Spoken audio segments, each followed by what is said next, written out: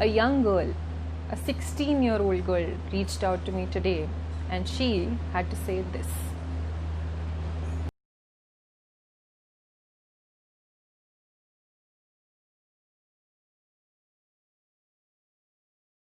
Yes, when I read this, it broke my heart to pieces.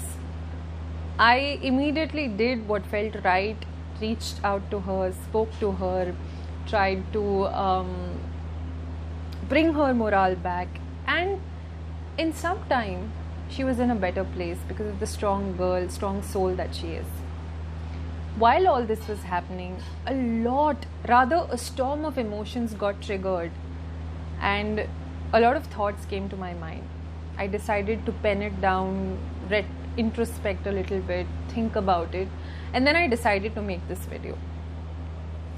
With the limited understanding and experiences that I've had in life, I feel I have noticed a pattern when it comes to love, when it comes to our loved ones.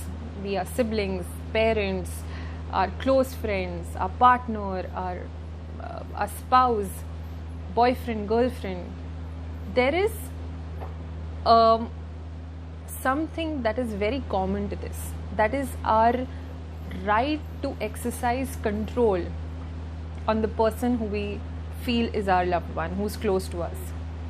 And it's beautiful in a way when it's all about protecting our loved ones, when it's all about guiding them through life. It's all about helping them evolve, hand-holding them in tough situations.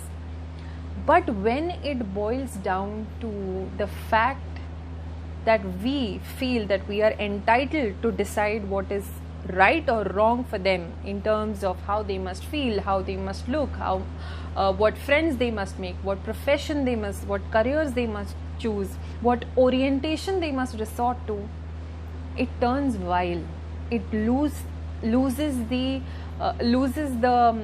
weight of the word love.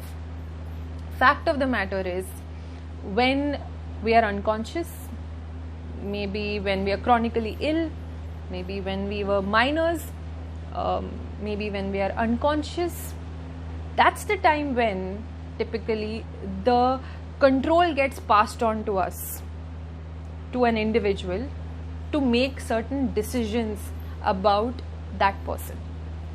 Having said that, and coming back, when we try and exercise this love by using abuse, by using wrong words, by trying to bring down or bullying someone who we say is love, I think it loses its purpose. And what happens in the process, and we always hide behind this term love, and we say that, इसकी भलाई के लिए बोल रहा हूँ, इसको दुनिया की समझ नहीं है, the person doesn't understand the world, etc. Why? Good, your intentions are great, but the choice of words you have, how you're communicating your thoughts, why you are saying something, when it comes from a dark place, and when it comes by you using wrong words, what happens is that turns into destruction for the person you say that you care about. That person loses belief in themselves. They lose their confidence. They lose their self-concept.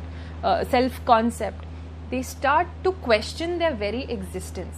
I'm sure none of us want this for our loved ones, but we in a way do that. And what triggers this, that's even more funny. It's triggered by log kya kahenge, rishtedar kya kahenge, what is the society going to think of her or him. I mean, I'm surprised that we give so much importance to people, to the society, which is nowhere to be found in a situation that when times are rough, right?